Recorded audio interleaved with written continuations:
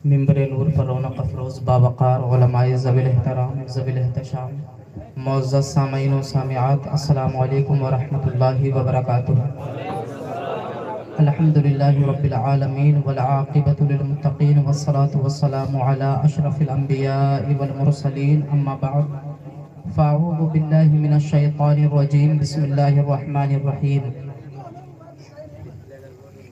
फन्किहू मा ताबा लकुम मिनन निसा मसना व सुलासा व रुबा। आमन्तु बिल्लाहि सदक़ल्लाहुल अज़ीम व सदक़ा सादिक़ुल मस्दूक़ अलैहि सलातु व तस्लीम।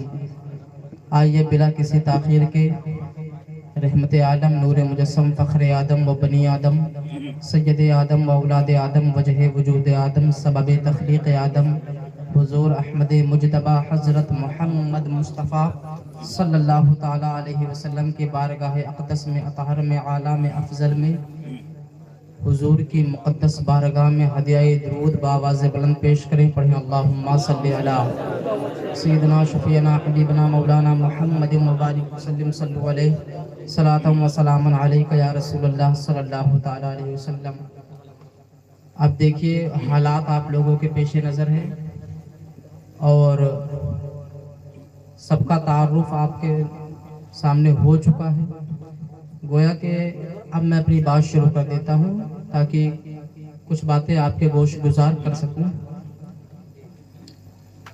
इस महफिल पाक का इनेकाद अल्लाह रब्बुल इज़्ज़त के पाक और मुक़द्दस कलाम की तिलावत से हो चुका है। अफसोस की बात तो ये है कि जब अल्लाह का कुरान पढ़ा जाता है तब बहुत कम लोग रहते हैं या तो एक दो लोग ही रहते हैं। मगर हदीस से अफजल कुरान, नात से अफजल कुरान, तकरीर से अफजल कुरान, दुनिया की हर किताब से अफजल कुरान मुक़द्दस।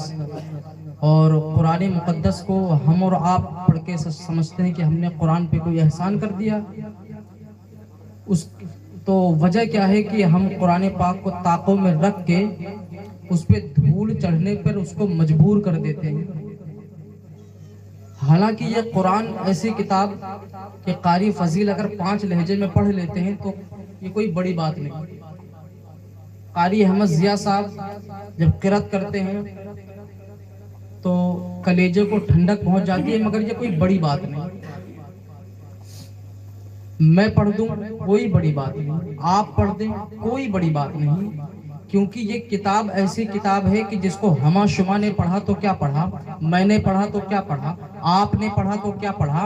ये किताब ऐसी किताब है कि जिस किताब पाक को खुद नबी पाक ने भी पढ़ा, इस किताब पाक को हजरत उमर ने भी पढ़ा, इस किताब पाक को हजरत अबू बकर ने भी पढ़ा, इसी किताब पाक को हजरत हैदर कर्रार ने पढ़ा, इसी किताब पाक को तलहा जुबैर ने पढ़ा, सईद इब्ने ज़ैद ने पढ़ा, साद इब्ने अबी वक्कास ने पढ़ा, अबू उबैदा इब्ने जर्राह ने पढ़ा। और जब इस किताब को पढ़ने की बात आई तो हजरत इमाम हसन ने पढ़ा। और हमारे सर में दर्द होता है तिलावत बंद हो जाती है, पेट में दर्द होता है तिलावत बंद हो जाती है, सर में दर्द होता है तिलावत बंद हो जाती है। मगर अल्लाह की इज्जत की कसम खा के कहता हूँ कि वो फातह आलम का नवासा, वो फातह खैबर का बेटा, वो फातह करबो भला, शहजादा गुलगो कबा, राकीबे दोशे मुस्तफा, परवरदाए मुस्तफा, नूरे आईने मुस्तफा ने कुरान की ऐसी तिलावत की कि जब तक जिस्म में सर सलामत था तब भी तिलावत करते रहे और नोके नेज़ा पे गए फिर भी तिलावत। ये कुरान हमने और आपने कुरान को समझा ही नहीं। और कुरान लोग कहते हम तो 80 साल के हो गए, मुरादाबादी जबान में कहते हैं तो बड़े रह गए, यानी हम तो जाहिल रह गए। 80 साल का बूढ़ा 100 की स्पीड में कार दौड़ाना तो जान जाता है। 75 साल का बूढ़ा, उसको अपने खानदान का नाम तो याद है। भाई ये माइक क्या हो थोड़ा ठीक कर दे। अभी आपके सामने कोई ऐसा बुजुर्ग शख्स होगा जिससे कहा जाए कि बड़े मियाँ आपकी उम्र कितनी है, तो कहेंगे मेरी उम्र 50 साल 60 साल है, तो कहेंगे आपने कुरान पढ़ा? का नहीं पढ़ा। क्यों नहीं पढ़ा? कहते हैं बूढ़े रह गए। हालांकि कुरान ऐसी किताब है, ऐसी मुकद्दस किताब है, ऐसी आसान किताब है कुरान पाक कि जिसको याद करने के लिए मेहनत भी लोगों ने नहीं की। माँ के पेट से 14 पारों के हाफिज़े कुरान बन के पैदा हुए। माँ के पेट से हाफिज़ कुरान 14 पारों के। तारीख ने ये मंजर भी अपने निगाहों से देखा और कुरान खुद फरमाता है वलक़द यस्सरनल कुरान लिज़िक्रि फहल मिन मुद्दकिर। हमने कुरान याद करने वालों के लिए ऐसा आसान किया, ऐसा आसान किया। अब आपने देखा 4-4 साल के बच्चे सीने में कुरान लेके घूम रहे हैं। मेरे एक दोस्त है कारी नोमान, 6 साल की उम्र में पूरा कुरान एक बैठक में सुनाया। पूरा कुरान एक बैठक में, दोनों भाइयों ने, छोटी सी उम्र। तो हमें और आपको भी चाहिए कि हम कुरान की तिलावत करें और कुरान को बोझ ना समझें। देखिए, मैं 2-3 शेर पढ़ता हूं ताकि मैं भी समझ लूं कि मुझे क्या बोलना है, क्योंकि जहन तो पूरा मुंतशिर हो गया। माइक थोड़ा सा अच्छा कर दे भाई, 2-3 शेर मैं भी पढ़ दूं, सुनेंगे? कोई जाएगा तो नहीं उठ के? कहीं बारिश से के डर से भाग जाना। अच्छा, भाग के जाएंगे कहाँ? गली से मुड़ेंगे ना तो सबसे पहली मुलाकात आपकी किससे होगी? कुत्ते से। हैं? किससे मुलाकात होगी जो जाएगा? अब कुत्ता भी बड़ा चालाक होता है, बाइक वाले से तो पता नहीं कौन सी दुश्मनी है उसको दौड़ाता रहेगा जहां तक उसकी निगाह जाएगी। और कार में भी अगर आ जाए ना, छोड़ता उसे भी नहीं। अब कार के आगे आगे नहीं, साइड साइड में भौंकता रहेगा, दौड़ता रहेगा, चालाक इतना होता है। मगर आप जलसा गाह से अगर उठ के चले जाएंगे तो कुत्ते से मुलाकात होगी, यहाँ बैठे रहेंगे रब की रहमत से मुलाकात होगी। सुने, एक बार दुरूद पाक पढ़े, मौला सल्ली वसल्लिम दाइमन अबदन अला हबीबिका खैरुल खल्क़ि। पढ़े। और ये मालूम है किसकी शान में पढ़ने जा रहा हूँ? जिनको सैयदा, जाहिदा, तैयबा, ताहिरा, राकिया, साजिदा, साबिरा, शाकिरा, आलिमा, फाजिला, ज़किया, मुज़क्किया, उम्मे अइम्मा, उम्मे अबीहा, सैयदा फातिमतु ज़हरा सलामुल्लाह अलैहा, उनकी शान में पढ़ने जा रहा हूँ। और मोहब्बत से एक बार बोल दे सुभान अल्लाह। सैयदा सैयदा सैयदा सैयदा सैयदा सैयदा सैयदा सैयदा सैयदा सैयदा सैयदा सैयदा। कैसे होगा बया, कैसे होगा बया आपका मर्तबा। सैयदा सैयदा सैयदा सैयदा सैयदा सैयदा सैयदा सैयदा सैयदा। जो सरापा सखावत की तफसीर है, जो सरापा सखावत की तफसीर है, शान में जिनकी आयात तत्हीर है। जो सरापा सखावत की तफसीर है, शान में जिनकी आयात तत्हीर है। हूबहू जो मोहम्मद की तस्वीर है, हूबहू जो मोहम्मद की तस्वीर है। जिनके बेटों से ये, जिनके बेटों से ये दीन अहमद चला।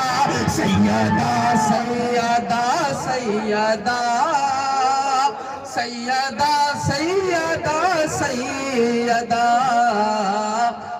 सैयदा सैयदा सैयदा सैयदा सैयदा। बोले जिनकी सूरत अज़ल में बनाई गई, मुस्तफा की तरह ही सजाई गई। जिनकी सूरत अज़ल में बनाई गई, मुस्तफा की तरह जो सजाई गई।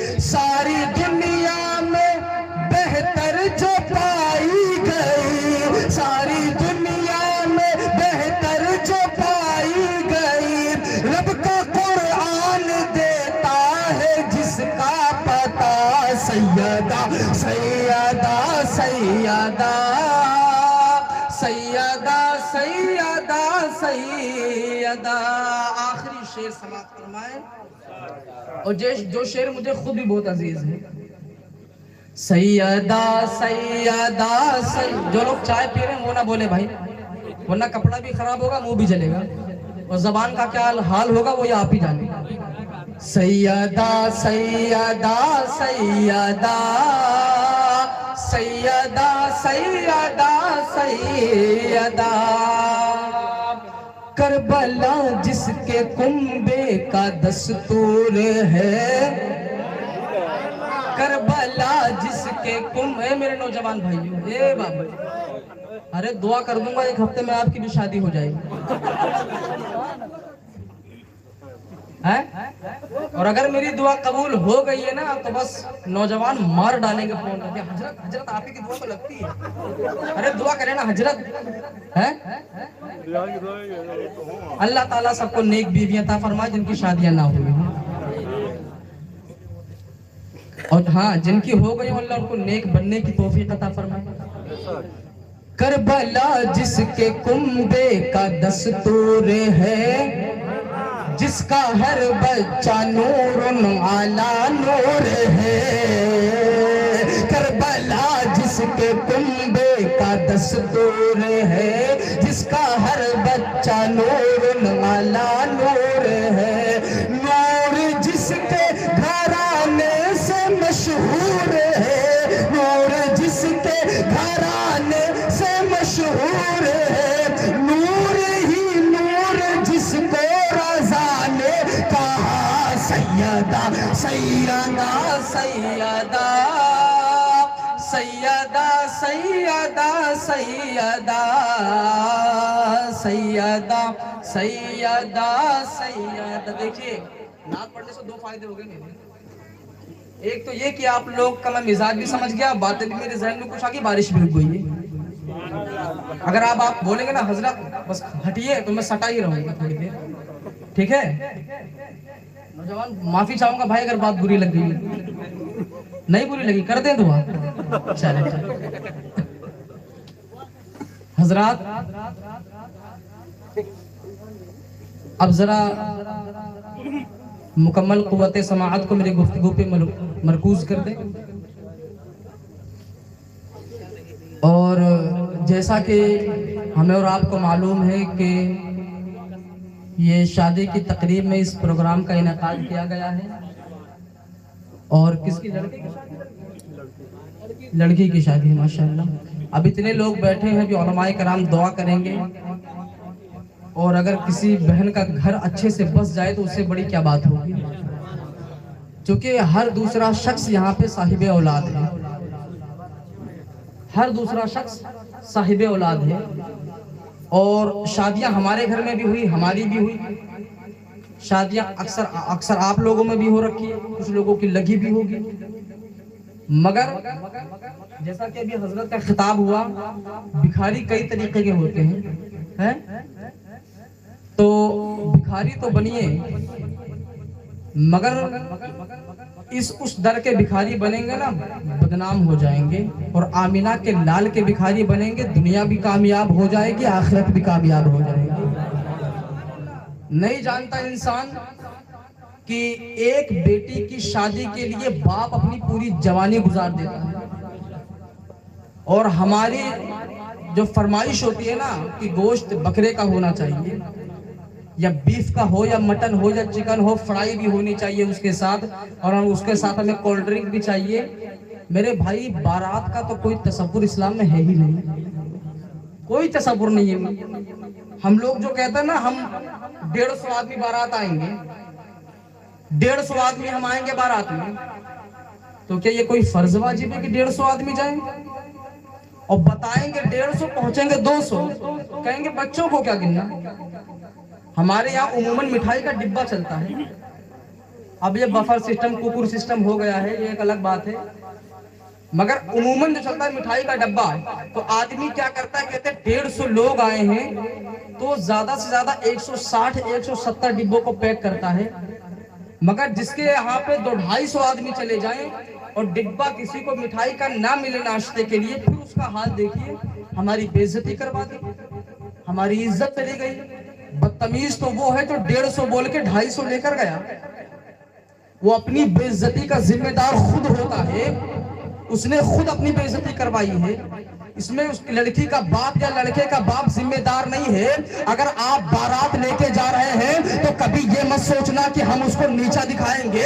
हम 150 बोल के 250 अगर बारात लेके जाते हैं तो किसी गरीब बाप की बेटी का दिल हम दुखाएंगे ना। ना, हम और आप अगर बारात में शिरकत करते हैं, 1 घंटे के लिए जाते हैं, आने वाली पहली गाड़ी का हम लोग और वेट करते हैं कि पहली गाड़ी कब जाए और हम खाना खा के वहां से निकले।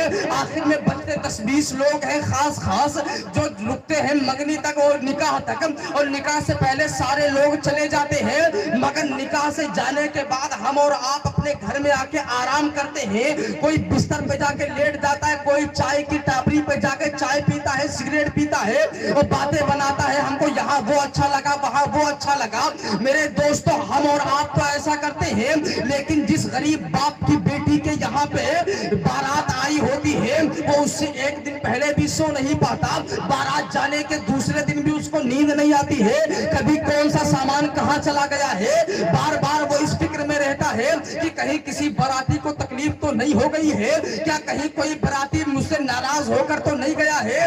वो बूढ़ा बाप जिसने अपनी पूरी जिंदगी की कमाई एक बेटी पे लगा दी हो, उसके बावजूद अगर हम और आप शिकवा करें तो ये हमारी दरीदा दहनी है, दरीदा दहनी। ये हम जानवरों से बदतर काम कर रहे हैं, इसलिए कि शादियां करने से कभी रिस्क में घटता नहीं है। मेरे मुस्तफा फरमाते हैं तुम शादी कर लो, अल्लाह तुम्हारे रिस्क में बरकतें अता फरमाए। शादियां करना, अल्लाह के रसूल फरमाते हैं कि तुम शादी करो। निकाह में अल्लाह ने बरकतें रखी हैं, निकाह में अल्लाह ने बरकतें रखी हैं। और निकाह कोई छोटी मोटी चीज नहीं मेरे भाई, निकाह हमारा आधा ईमान भी महफूज कर देती है। नहीं देखा आपने? अब मैं तकलीफ में कोई खास करूंगा नहीं, इसलिए बस थोड़ी सी बातें करूंगा आपसे। आपने देखा होगा जिसकी शादियां नहीं हुई होती है ना, अगर वो किसी के घर पे चला जाए ना तो उसको लोग देखते हैं तो बड़ी मशकूक नजरों से देखते हैं, शक वाली नजरों से देखते हैं। तो जब किसी की शादी हुई रहती है तो आदमी उसको अलग निगाह से देखता है। क्या आप लोगों ने आजमाया भी होगा? होता है ना ऐसा भाई? इसका मतलब ये है कि अगर हम और आप उम्र हो गई, शादी नहीं कर पा रहे हैं तो इसमें हमारा कसूर है। मेरे नबी फरमाते निकाह में जल्दी करो, जल्दी। इसलिए अगर निकाह जल्दी हो जाएगा जिना मुश्किल हो जाएगा, अगर निकाह में आसानी होगी जिना में दुश्वारी हो जाएगी। मगर आज हमारे और आपके घर का माहौल ये बनता चला जा रहा है कि हमारे घर के बच्चे 20 साल के हो गए, लड़कियां 25 साल की हो गई, लड़के 30 साल हो गए, वो ये सोचने में लगे हैं लड़का अपने पैरों पे खड़ा हो जाएगा तो शादी करेंगे। अगर लड़का 15,000 कमा रहा है तो कहेंगे 30,000 कमाएगा तो शादी करेंगे। अगर 30,000 कमाने लगा कहेंगे 40,000 कमाएगा तो शादी करेंगे। आप देख ले, खुद अंदाजा कर ले, अगर तुम्हारा बेटा हक़ ज़ौजियत अदा कर लेता है तो उसका निकाह फौरी कर दिया जाए, वरना आप नहीं देखते हैं कि ये नौजवान लड़के किन किन लड़कियों से मोबाइलों पे बातें करते हैं। आपको नहीं मालूम है ये कैसी कैसी बातें मोबाइलों पे हुआ करती है। इस मोबाइल ने दुनिया को तबाह करके रख दिया है, हमने और आपने देखा नहीं। आप देखे 11 बजे के बाद भी कूड़ेदान के पास बैठकर, कभी नदी नाले के किनारे बैठकर लोग अपने अपने पता नहीं किन किन लोगों से बात करते हैं। और मेरे भाई को जिससे बात कर रहा है ये तेरी दुनिया भी खराब कर रही है, तेरी आखिरत भी खराब कर रही है। तू 2-2 घंटे फोन पर उससे लगा रहता है, 2 घंटे फोन पर उससे ना बात कर, 15 मिनट अपने रब से बातें कर ले। मेरा रब तुझे इज्जत भी अता फरमाएगा, शोहरत भी अता फरमाएगा। और अगर तूने माँ के कदम दबा दिए तो मेरा रब भी तुझसे राजी होगा, उसका रसूल भी राजी होगा। मगर हमने और आपने क्या समझा कि शादी का मतलब, अब हमारे नौजवान क्या करते हैं, अगर पता चल जाए ना किसी की शादी है, अगर पता चल जाए कि हमारे चचा, खत्म कर दें? नहीं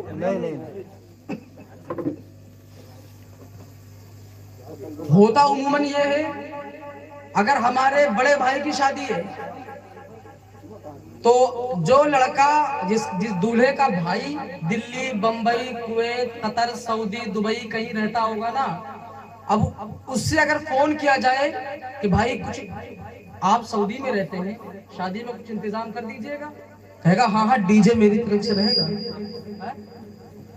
डीजे मेरी तरफ से रहेगा। कोई कहेगा 5,000 रुपए का बम तो मैं लेके आऊंगा। बोले अच्छा चलो ठीक है, कुछ इंतजाम तो कर दें। हाँ इंतजाम क्या, रंडी का इंतजाम भी मैं कर दूंगा, नचनिए का इंतजाम मैं कर दूंगा। ये वो दोस्त होते, ये भाई होते, ये जालिम है, जालिम है ये लोग। यार शादियों में क्या इसीलिए शादियां होती कि हमारे घर पे नंगा नाच नाचा जाए है? इसीलिए शादियां होती हैं। शादियां हम करते हैं तो उस पे लिखते हैं कार्ड पे कि अन्निकाहु मिन सुन्नती फमन रग़िबा अन सुन्नती फलैसा मिन्नी। उस पे हम बाज़ाब्ता लिखते हैं कि निकाह करना मेरे मुस्तफा की सुन्नत है। किसी ने आज तक ये तो नहीं लिखवाया कि निकाह और शादी में ढोल बजाना किसकी सुन्नत है? क्या हम यहूदी और नसारा की तरफ नहीं जा रहे हैं? क्या हम ये यजीदियों वाला काम नहीं कर रहे हैं? वो यजीद कमीना, बदतमीज, बेहुदा, अब गरियाए दो तभी मानोगे, समझ रहे हो ना? मतलब उसके रविश पे हम नहीं चल रहे। वो बंदरों का नाच देखता था, उससे हम 2-4 कदम आगे बढ़ गए, मर्द को औरत बना के उसका नाच है। ये क्या बात है मेरे भाइयों? निकाह में अगर बरकतें चाहते हो, बरकतें इसलिए कि नेक औलाद ऐसे ही पैदा नहीं होती है। नेक औलाद पैदा होने के लिए बहुत मेहनत और मशक्कत भी करनी पड़ती है। नेक औलाद ऐसे ही नहीं बन जाती है। अगर दुनिया में कोई ताजुश शरिया बनके चमकता है ना, तो माँ का बड़ा किरदार होता है। ताजुश शरिया की अम्मी अपने जेवरात को बेचकर मंजरे इस्लाम के मुदर्रिसीन की तनख्वाह देने वाली है, तब जाके कोई ताजुश शरिया अख्तर रजा खां अजहरी बनता है। जब माए अच्छी होती है ना, तब औलाद कहीं जाके आला हजरत फाजले बरेलवी का रूप धारण करती है। और हमने क्या किया, शादी हुई, बच्चे हुए, ले बेटा मोबाइल, रोना नहीं, ले वो लगा दो बंदर वाला कार्टून, वो बिल्ली बोलो, बिल्ली वो टॉकिंग टॉम आती है ना, बोलो बेटा, बोलो बोलो बेटा बिल्ली बोलो, अब वो बिल्ली वही बिल्ली बोलेगी, अब वो कुत्ता बोलेगा वो कुत्ता बोलेगी है? अगर हमने और आपने शुरू से ही अपने बच्चे को, जब बेटा 4 साल 4 महीना 4 दिन का हुआ, बिस्मिल्लाह खानी कराने के लिए कोई किसी अच्छे आलिम दीन का इंतखाब करें और उससे बिस्मिल्लाह खानी करवाएं, उसके बाद देखें आपका बच्चा किस तरह आपका फर्मा बरदार होता है।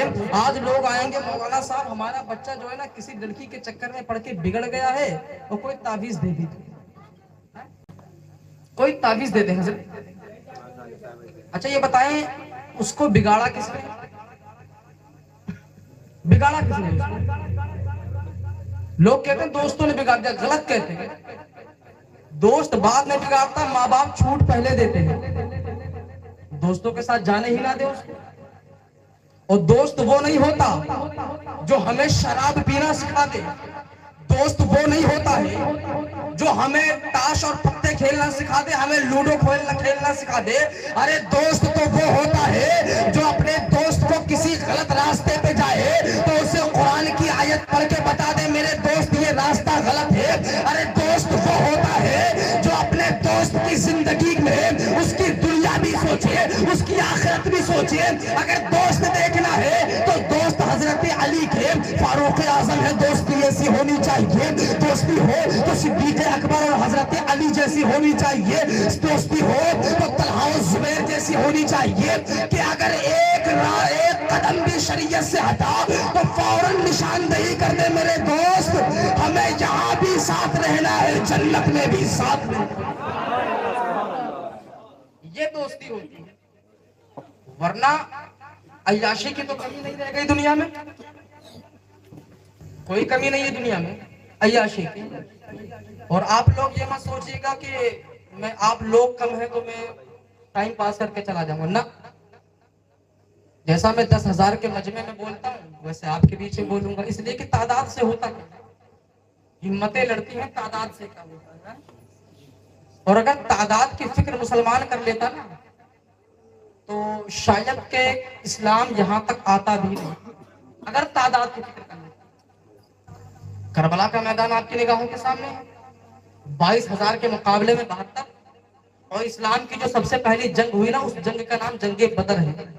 तो जंगे बदर में सिर्फ 313 मुसलमान, और 313 मुसलमान के पास भी वो भी रोजे की हालत में है, किसी के पेट से पत्थर बंधा एक, किसी के पेट से 2 पत्थर बंधे हुए।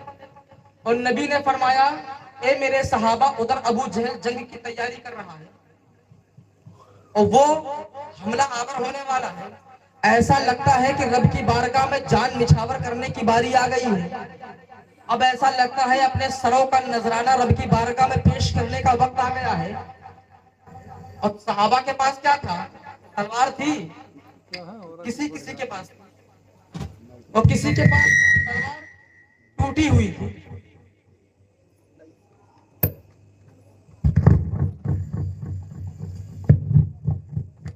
किसी के hello hello hello hello hello किसी के पास टूटी हुई तलवार, किसी के पास वो भी नहीं। अब नबी ने फरमाया ए मेरे सहाबियों, लगता है रब के बारगाह में जान निछावर करने की बारी आ गई है, ये बताओ क्या तुम मेरा साथ दोगे या नहीं दोगे, अब मेरे शाना बशाना मेरे साथ रहोगे या पीठ घुमा के भाग जाओगे। तो सहाबा ने कहा या रसूल अल्लाह, हम मूसा अलैहिस्सलाम की उम्मत नहीं है जो धोखा दे देंगे, हमने कलमा आपका पढ़ा है, आपके इशारे अबरू पे अपनी जान भी निछावर कर देंगे, अपनी जिंदगियों को भी कुर्बान कर देंगे, अपनी आल और औलाद को भी कुर्बान कर देंगे। अब मेरे नबी अपने सहाबा को लेके मक्का से चले हैं और उधर मक्का के कुफार नबी के सहाबी का दामन पकड़ते हैं और कहते हैं ये बताओ सहाबियों, क्या तुम पागल हो गए हो, क्या तुम दीवाने हो गए हो, आखिर जा रहे हो तो किसके भरोसे पर जा रहे हो, आखिर जा रहे हो तो किस चीज के भरोसे पर जा रहे हो, न तुम्हारे पास तलवार, न नेजा, न बर्छियां, न भाला, आखिर जाते हो तो किसके भरोसे पर जा रहे हो। तो नबी के उस सहाबी ने कहा था ओए काफिर हो, तुम्हारा भरोसा लोहे की तलवार पर है और हमारा भरोसा अहमद मुख्तार पे है। अरे तुम जंग जीतते हो तलवार की बुनियाद पर, हम जंग जीतते हैं आमिना के लाल की बुनियाद पर, न तख्तो ताज पर तकिया, न खंजर पर, न भाले पर, भरोसा है तो सादा सिकाली कमली वाली। नारे तकबीर, नारे रसालत, मसलके आला हजरत, जश्न ईद मिलादुन नबी, नारे तकबीर, नारे रसालत। ये बद्र का मैदान, हमने और आपने तो कभी सोचा ही नहीं कि इस्लाम यहाँ तक आया कैसे है, कभी गौर व फिक्र किया हम लोगों ने। हम तो पैदा हुए कान में मौज़िन साहब ने कहा के कह दिया कि तू मदीने वाले मुस्तफा का उम्मती बन के आ रहा है। नबी दुआएं मांगते रह गए, रसूलों ने दुआएं मांगी कि या अल्लाह हमको अपने हबीब का उम्मती बना दे। कुरान पाक पढ़िए, लतुमिनुन्ना बिही वला तंसुरुन्ना क़ाला अक़ररतुम व अख़ज़्तुम अला ज़ालिकुम इसरी क़ालू अक़ररना क़ाला फ़अशहदू व अना मअकुम मिनश शाहिदीन। अल्लाह ताला ने नबियों से अहद लिया, वादा लिया, लतुमिनुन्ना बिही वला तंसुरुन्ना, लाम ताकीद व नून सकीला है। जो अरबी पढ़े हमारे उलमा को जानते हैं, यहाँ माना ये होगा लतुमिनुन्ना बिही वला तंसुरुन्ना। अगर मेरा महबूब, अल्लाह फरमाता अगर मेरा महबूब किसी भी नबी के जमाने में आ जाए तो लतुमिनुन्ना बिही, जरूर जरूर उन पर ईमान ले आना, वला तंसुरुन्ना, और जरूर जरूर उनकी मदद करना। कितना अजीम है मेरा नबी, और उस नबी के उम्मत में होने के बावजूद हमारे और आपके ये कारनामे। मेरे भाई कभी सीने पे हाथ रख के सोचे, हमारे जो बूढ़े थे ना, बूढ़े वो भी इस दुनिया में थे, उनकी भी जबान की तूती बोलती थी, उनके भी लठ जब चलाते थे ना तो हमारे जैसे कईयों को गिरा सकते थे, लेकिन उनको भी लोगों ने कब्र में ले जाके दफन कर दिया है, मनो मिट्टी के अंदर गाड़ दिया उनको। क्या उनकी कहाँ रह गई वो सल्तनत? आपने नहीं देखा कि दुनिया में कैसे कैसे बादशाह है? अकबर वो आगरा में रहता था, कितना बड़ा बादशाह था, मगर आज उसके कब्र पे एक फूल की पत्ती तक मौजूद नहीं है। हेलो, आज उसके कब्र पे एक फूल की पत्ती भी नहीं है। न लोधी रहा, ना उसकी तलवार रही, न हिमालू रहा, ना उसका दबदबा रहा। दुनिया में एक से एक सूरमा है, ना शेरशाह सूरी रहे, ना उनकी तलवार रही। दुनिया में बादशाह बहुत है, और बादशाह दुनिया की हमने देखी है जो 5-5 साल में बदल भी जाती है। अब टीवी पे बैठ के कुछ मौलाना लोग नाम निहाद जाएंगे और मजहब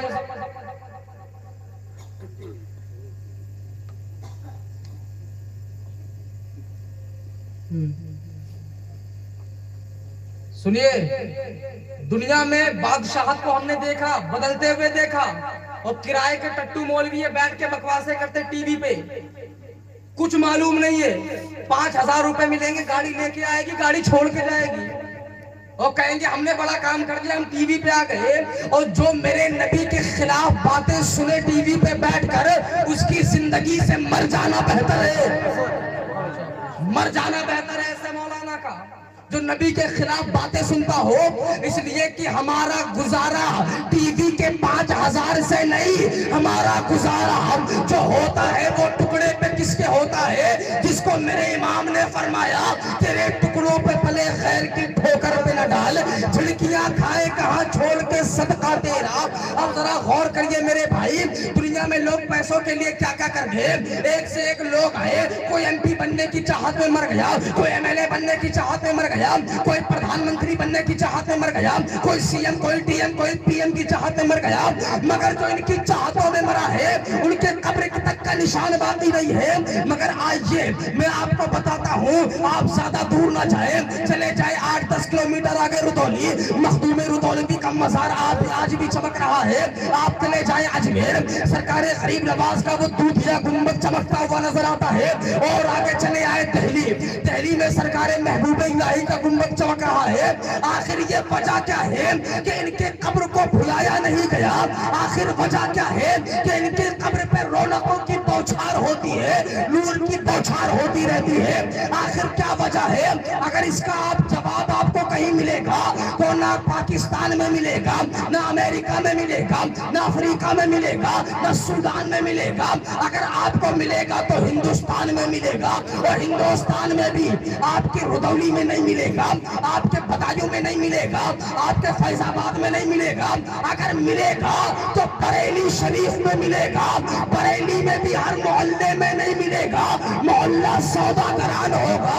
वहां पर मेरे आला हजरत अजीमुल बरकत मुजद्दिदे दीन और मिल्लत, कंज़े करामत, जबले इस्तिकामत, गफ़ासे बारे हकीकत व मारिफत, माहिरुल फतावा व शरा, कामिलुत तक़वा वल वरा, खलीक़े अतीक, मसअदे तहक़ीक़ व तहक़ीक़, कामिलुल इदराक, यकताहे रोज़गार, नादिरे रोज़गार, हम सुन्नियों की जान इमाम अहमद रज़ा खान फासिले बरेलवी की बारगाह में जाए, कहते हैं मेरे उनकी बारगाह में जाके कहिए, ए आका मेरे आला हजरत ये बताए गरीब नवाज का मजार चमकता क्यों है, महबूब इलाही का मजार चमकता क्यों है, सरकारे साबिर पाक का मजार चमकता क्यों है? तो आला हजरत की तुरबत से तमाम बुजुर्गों का मिशन ये कहता हुआ नजर आएगा कि उन्हें जाना, उन्हें माना, न रखा खैर से काम, लिल्लाहिल हम्द में दुनिया से मुसलमान। वाह वाह, बहुत उम्दा, माशाअल्लाह, वाह। लिल्लाहिल हम्द में दुनिया से मुसलमान गया। तो मेरे भाइयों, आप शादी का प्रोग्राम कर रहे हैं। अब शादियों में जो बेजा रसूमात होती है, बेवजह की रसूमात हैं, खुदारा उनको अपने से जुदा कर दें। काम वो करें शादियों में जिससे खुदा की रहमतों का नुज़ूल हो, वरना वो जो बूढ़ी दादियां होती हैं, माएँ होती हैं, ऐसा ऐसा कलाम लिख के लाती हैं, क्या बताएं। वो कहेंगे ढोल तुम नहीं हम बजाएंगे, लाओ लाओ। मुंह में दांत नहीं है मगर कलाम पढ़ेंगे तो पता नहीं कहां से ताकत मिल जाती है।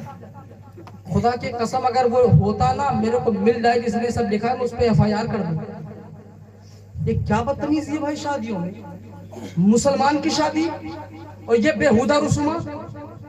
सिर्फ निकाह करना सुन्नत है, निकाह करना सुन्नत है, इजाब हो जावे कबूल हो जावे, उसके बाद कोई चीज काबिले कबूल नहीं है। हाँ, बाइसे अजाब जरूर बन सकती है, बाइसे अजाब जरूर बन सकती है। डीजे पे अगर हम और आप लेके आ जाते हैं, अब उसके बाद अब डीजे हमारे दरवाजे पे आया तो अब जैसे वो धमकना शुरू करता है ना तो अच्छों का सीना हिलने लगता है उससे। और सोचिए किसी बूढ़े का अगर वहां से गुजर हो जाए, आप अमानीगंज की इस रोड से डीजे बजाते हुए ले जा रहे हैं तो कोई बेचारा बूढ़ा गरीब ज़ईफ आदमी वहां से गुजर रहा हो अपनी साइकिल, तो उसकी धमक से उसकी मौत हो जाए तो जिम्मेदार कौन होगा? जिम्मेदार कौन होगा? जिम्मेदार वो होगा जिसने इस डीजे वाले को पैसे दिए। और क्या समझते हैं आप कि आपके डीजे से रौनकें आ जाएंगी? खुदा की कसम, जिस तरह आप लोग यहाँ बैठ के सुन रहे हैं ना, ये सुनना सुनाना कबूल हो जाए, अल्लाह शादियों में बरकतें अता फरमा देगा। और डीजे में क्या होगा, लोग नाचते हैं और रुमाल लगा लिया मुंह पे, एक वो कुछ कर रहा है, वो दूसरा शर्ट उतारा लेट गया उसी में सांप की तरह लौट रहा है, नागिन डांस जाने क्या होता है। और उसमें क्या साबित कर देता है इंसान? यही कि मैं कमीना हूँ, मैं नचनिया हूँ, मैं Saudi Dubai Kuwait Qatar Delhi Bombay कमा के नाचने आया हूँ, भांड बन गया हूँ मैं, है ये बताना चाहते हैं? ऐसा नहीं करना मेरे भाई। इसलिए कि शादियां जो होती है ना इसलिए होती है ताकि हम रसूलुल्लाह की सुन्नत भी अदा करें, उनकी उम्मत में भी इजाफा हो। और उम्मत में इजाफा ऐसा नहीं चाहिए कि कोई बच्चा बड़ा होकर शराबी बन गया, कोई बच्चा बड़ा होकर जानी बन गया, कोई बच्चा बड़ा होकर कुछ बन गया ना। अगर शादी हो और डीजे की जगह वहां पर मुस्तफा की नाते चलाई जाए, और जब मुस्तफा की नात चलाई जाएगी, जब दुल्हन घर पे आएगी, उसकी नंद उसको बताएगी हमने लोगों की शादियों में डीजे में गाने बजते देखा, मगर ए मेरी भाभी मैंने आपकी शादी में मुस्तफा की नात को बजते देखा है। ए मेरी भाभी हमने आपकी शादी में कोई बात नहीं की है। ए मेरी भाभी हमने आपकी शादी में कोई बेहुदा रसूमात को फरोग नहीं दिया है।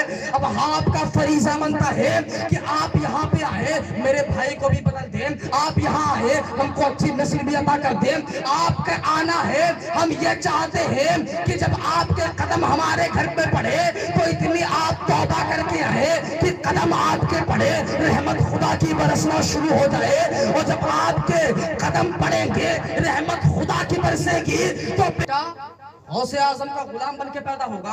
वरना शादियों में तो भाई हमने देखा है कि शादी को भी 5 दिन हुए थे, 5 दिन हमने देखा वो बाप जिसने शायद ही कभी अपने बेटे को कलेजे से लगाया, शायद, बहुत अच्छी तरह जानता हूं, बहुत अच्छी तरह, शायद के कभी अपने बेटे को सीने से लगा लिया, और कभी अपने बेटे के साथ बचपन से जब से वो बड़ा हुआ, उसका खुद का बयान मैं जानता भी हूँ, कहता कभी मेरे बाप ने साथ में खाना नहीं खिलाया। पहले हम लोगों 4-5 भाई बहन को सबको बाहर निकालता और दोनों मियाँ बीवी बैठ कर तसल्ली से खाना खाते। कहते बच्चे रहते हैं ना तो हमें बड़ी तकलीफ होती है खाना खाने में। भाई बच्चे खुदा की नेमत है, जिनके पास औलाद नहीं है उनसे औलाद का दर्द पूछिए जरा। जब बेटा बाप के सीने पे लेट के खेलता है ना तो बाप को जो सुकून मिलता है वो वही जानता है। मगर जिसके दिल में मोहब्बत ही ना हो बेटे की, औलाद की मोहब्बत ना हो, वो क्या जाने मोहब्बत क्या चीज है, वो क्या जाने मोहब्बत क्या चीज होती है। वो बेटा जब बड़ा हुआ, उसकी शादी हुई ना, वल्लाह बाखुदा मैंने अपनी निगाहों से देखा, बेटा एक अटैची को जो खींचने वाली होती है ना बैग, उसको लेकर आ रहा है, पीछे नकाब में उसकी बहू आ रही है। बाप दरवाजे पे खड़ा हो गया कि लग कहाँ आ रहे हो, जाओ जहां जाना है। अब बताओ उस बाप ने ऐसा कहा, उसकी वजह क्या होगी? क्या औलाद खराब थी? नहीं, औलाद खराब नहीं थी, औलाद ठीक थी। वजह यह है कि बाप को मैंने कई बार मुस्तफा की गुस्ताखी करते देखा। और जो मुस्तफा का गुस्ताख होता है वो अपने बाप का भी नहीं होता, वो अपने माँ का भी नहीं होता, वो अपनी औलाद का भी नहीं होता। और जो मुस्तफा का वफादार होता है उसके सामने बाप से किस तरह मोहब्बत की जाए मुस्तफा ने बताया है, वो जानता है। बेटे से किस तरह मोहब्बत की जाए मुस्तफा ने बताया, वो जानता है। औलाद से किस तरह मोहब्बत की जाए मुस्तफा ने बताया, वो जानता है। इसलिए कि अगर आप शादियां करते हैं तो बेटी के घर में जाके ये ना देखे कि उसकी नाक कैसी है, उसकी आंख कैसी है। हमें और आप क्या करते हैं, पहले तो शादी में जाएंगे और शादी होने से पहले किसी ने खबर मिली, भाई हमारे बेटे का जरा रिश्ता देख लेना, रिश्ता जरा देख लो। अब वो कहेगा किस घर में रिश्ता है, अच्छा इस घर में रिश्ता है, इसका बाप कौन है, वहां कहाँ मिलेगा, इस टाइम तो हो सकता है चाय के होटल पे हो।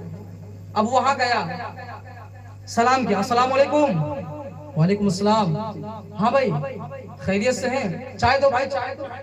अब चाय पिएगा और उसके बाद कहेगा कि वो फला साहब ने हमको बताया था कि आपकी बेटी है और हम चाहते हैं कि ये आप अपने बेटे का रिश्ता आपकी बेटी से कर दो। का बेटा करता क्या है, अब बेटा है निकम्मा, ठलुआ, अपनी जबान में कह दें, बेटा है बेहुदा। कहेगा मेरा बेटा 40,000 महीना कमाता है, 40,000। अच्छा 40,000 महीना कमाता है, काम क्या करता है, काम तो वही जाने, हम तो गांव में रहते हैं, वो शहर में कोई काम करता है। अच्छा अब शादी होके आ गई, अब बाप से वो कहता है कि मेरी शादी कर क्यों रहे हो, तो कमाता ही नहीं। कहेगा चुप बैठ, वो हम तेरे दहेज में 2.5-3 लाख रुपए मांग लेंगे, कोई कारोबार कर लेना। होता है भाई ऐसा, कोई कारोबार कर लेना, तेरी भी जिंदगी सेटल हो जाएगी। अब शादी जब हुई, अब वो कहता है कि ऐसा है हम आपकी बेटी को देखने आएंगे। अब देखने जा कौन रहा है, शरीयत तो यह कहती है ना, अगर कोई बेटी का रिश्ता देखने जाओ तो इस तरह देखो कोई बेटी को पता भी ना चले कि कोई मुझे देखने आया है। और यहाँ न जाने कितने किलो मुर्गे उड़ा देते हैं, बकरे पे बकरे ज़बे हो गए, और खाने के बाद कहते हैं कि अरे बताएंगे सोच के, 2-3 जगह खा पी लिया, उसके बाद कहते बेटी समझ नहीं आई, उसके कद जरा छोटा था, उसकी नाक जरा मोटी थी, है ये कौन सी बात होगा, एक नजर में ही जवाब देना चाहिए ना। और तुमने साबित क्या कर दिया, किसी गरीब बाप की बेटी का तुमने दिल दुखा के आखिर साबित क्या किया। मेरे मुस्तफा फरमाते हैं अगर बेटियों को देखने जाओ एक नजर इस तरह से देखो, अगर बेटी पसंद ना आए तो उसको अपनी बदसूरती का या अपने किसी चीज का अफसोस ना हो कि मेरे अंदर ये कमी है, मेरे अंदर ये कमी है। मेरे मुस्तफा ने बताया है कि अगर बेटियों को देखने जाओ उसको भनक तक नहीं लगनी चाहिए कि कोई मुझे देखने आया है। अब आप तो खाना खा के चले आए, जब बेटी को मालूम चलता है कि मेरे को देखने वाले आए थे और देखने के बाद मुझे नापसंद करके चले गए, अब हजारों ख्यालात उसके सीने में आते हैं, उसका दिमाग गर्दिश करने लगता है, गर्दिश करने लगता है, आखिर क्या कमी होगी मुझ में। कभी ये सोचती है कि मेरे बाप की गुर्बत की वजह से मेरे को ठुकरा दिया गया, कभी मेरे काले रंग की वजह से मुझे ठुकरा दिया गया, कभी मेरी हाइट की वजह से मुझे ठुकरा दिया गया। ए मेरे दोस्तों, किसी गरीब बाप बेटी का दिल न दुखाए, इसलिए कि जब किसी गरीब का दिल दुखता है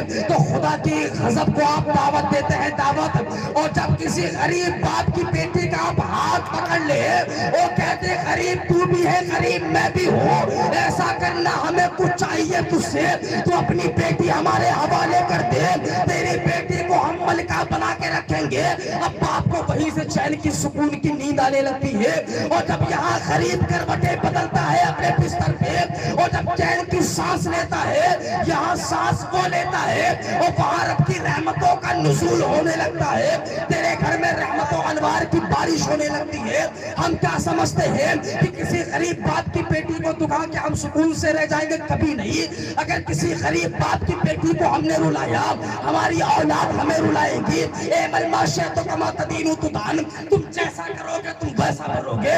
अगर आज तुमने किसी गरीब बेटी का दिल दुखाया तो तुम्हारी बेटी भी होगी, तुम्हारा बेटा भी होगा, तो तुम्हारा भी दिल दुखाएगा। तुमने एक बार दुखाया तो 1000 बार दुखाएगा, और उसके बाद तुम कफे अफसोस मलते रह जाओगे, तुम्हारा कोई साथ देने वाला नजर नहीं आएगा।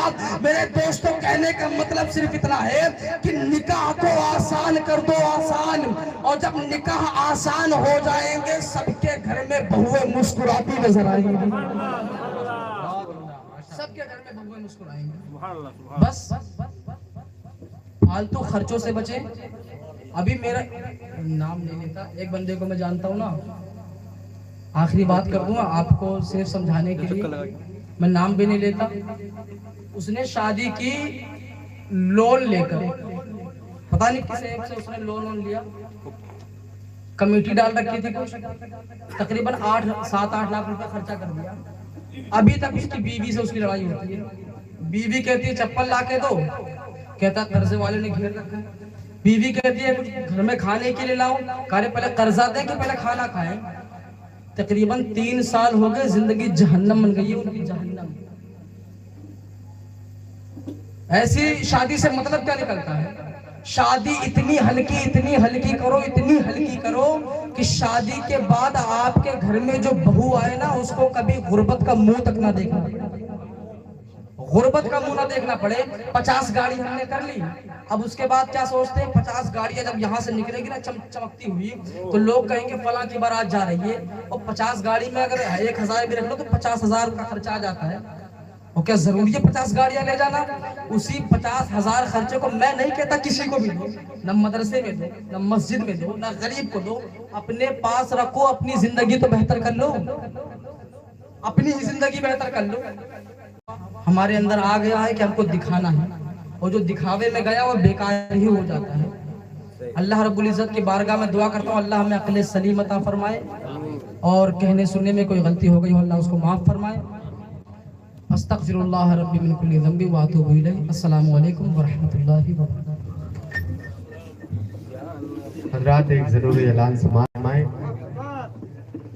31 अक्टूबर यानी परसों की शब बाद नमाज इशा सरजमीन गिरौंढा में बाद बरोज़ जुमा के दिन एक अजीम शान फैज़ुल कुरान कॉन्फ्रेंस का इनेकाद किया गया है, जिसमें खुसूसी खतीब की हैसियत से खतीब अहले सुन्नत खतीब आज़म हिंदुस्तान हज़रत अल्लामा मौलाना मुफ्ती हम्माद रज़ा साहब मुरादाबाद की सरज़मीन से चलकर तशरीफ ला रहे हैं। उनके साथ ही साथ सनाखान मुस्तफ़ा बुलबुल बाग़ मदीना हज़रत गुलाम नूर मुजस्सम साहब वो भी तशरीफ ला रहे हैं। उनके साथ ही साथ सनाखान मुस्तफ़ा हज़रत क़ारी ज़ाकिर इस्माइली साहब, और उनके साथ ही साथ खतीब अहले सुन्नत नाशिरीन मसलक आला हज़रत अल्लामा मौलाना कमालुद्दीन साहब वो भी तशरीफ ला रहे हैं। आप हज़रात कसीर तादाद में शिरकत फरमाकर सवाल इनसे मालामाल।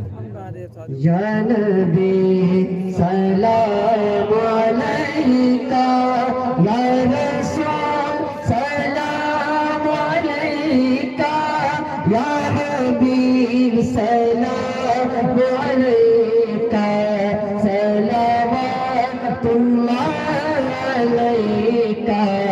ऐ नसीब में जाना जब मदीने से तो आना, दुए ज़ुल्फ़े यार लाना, दिल पर इशारे सुभाना। या नबी सलाम अलैका, या रसूल सलाम अलैका, या हबीब सलाम अलैका, सलावतुल्लाह अलैका। काबे के बदरूद जाते, तैबा के शम्स-ए दुहा पे, शाम-ए रोज़े जज़ा पर, बाबा-ए जुमला बला पर। या नबी सलाम अलैका, या रसूल सलाम अलैका, या हबीब सलाम अलैका, सलाम।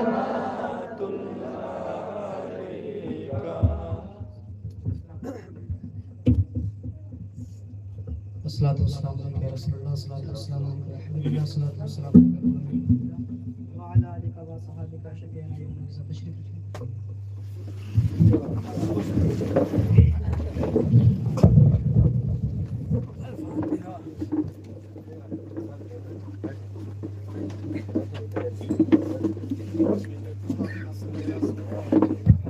मौलाना मुहम्मद मुबारक वसल्लम सल्लु अलैहि सलातन व सलामुन अलैका या रसूलल्लाह सल्लल्लाहु तआला अलैहि वसल्लम। या इलाही रहम फरमा मुस्तफ़ा के वास्ते, या रसूलल्लाह करम कीजिए खुदा के वास्ते, मुश्किलें हल कर शहीद मुश्किल कुशा के वास्ते, करबलाएं रद शहीद करबला के वास्ते, सैयदी सज्जाद के सदक़े में साजिद रकम इल्म हक़ बाक़िल इल्म हुदा के वास्ते, दो जहां में खादिम आले रसूलुल्लाह कर हज़रत आले रसूल मुक़्तदा के वास्ते, मौलाए करीम रब्बे क़दीर पाक परवरदिगार आलम यहाँ पे जो शिरनी पानी वगैरह हाजिर है और बाद नमाज इशा से लेकर अब तक जो भी ज़िक्र व अज़कार हुआ, मौला इसको अपनी बारगाह में शर्फ़ कबूलियत अता फरमा। इसका सवाब सबसे पहले तेरे महबूब दाने ग़ुयूब जनाब अहमद मुजतबा हज़रत मुहम्मद मुस्तफ़ा अरवाहुना फ़िदा सल्लल्लाहु तआला अलैहि वसल्लम की बारगाह गोहरबार में नज़र करता हूँ, मौला कबूल फरमा। मौला हुजूर की बारगाह से होते हुए तमाम अंबिया व मुरसलीन अलैहिस्सलातु तस्लीम की बारगाह में पेश करता हूँ, मौला कबूल फरमा। मौला उनकी बारगाह से होते हुए तमाम सहाबाए कराम, सहाबियात कराम, ताबईन, तबे ताबईन, आइम्मे मुज्तहिदीन, खुलफाए राशिदीन, असहाबे सुफ़्फ़ा, सहाबे कहफ़, मुफस्सिरीन, मुहद्दिसीन, मुहक्किकीन, मुबल्लिगीन, उलमाए दीन, मशाइख़ीन, उलमाए रब्बानीन, जुमला मोमिनीन की बारगाह में पेश करता हूँ, मौला कबूल फरमा। मौला मशरिक़ मग़रिब शुमाल जुनूब में जितने भी औलिया अंबिया अस्फ़िया अत्क़िया नुज़बान नुक़हा फ़ुक़हा दरवेश क़लंदर औताद अब्दाल मुहद्दिस मुहक़्क़िक़ मुबल्लिग़, मौला जो भी इस दुनिया में तशरीफ़ लाए थे या लाए हैं तमाम की बारगाहों में नज़र करता हूँ, कबूल फरमा। मौला ख़ुसूसियत के साथ इस महफ़िल पाक का सवाब बिलख़ुसूस मौला इस शादी में इसका नेमल बदल अता फरमा। मौलाए करीम रब्बे क़दीर पाक परवरदिगार आलम होने वाली शादी मौला इसमें खूब बरकतें अता फरमा। सैयदा खातून जन्नत के रिदा का सदका अता फरमा। मौलाए करीम रब्बे क़दीर पाक परवरदिगार आलम जहाँ शादी हो रही है, जहाँ से हो रही है, जिससे हो रही है, मौला दोनों फरीक़ैन में खूब उल्फ़त व मोहब्बत अता फरमा। और होने वाले जो मियाँ बीवी हैं मौला उनके दरमियान उनके माबैन भी मोहब्बत कायम फरमा। मौलाए करीम जो लोग तेरी बारगाह में यहाँ पे हाजिर हाथ उठाए हुए तमाम की नेक और जायज़ दुआओं को कबूल फरमा। इलाही तुझे फजल करते नहीं लगती बार, ना मायूस हो तुझसे उम्मीदवार। व सल्लल्लाहु तआला अला खैर खल्क़िही व नूरि अर्शिही मुहम्मद व सहबिही अजमईन बिरहमतिका या अरहमर राहिमीन बिहक़्क़ि ला इलाहा इल्ला अंत।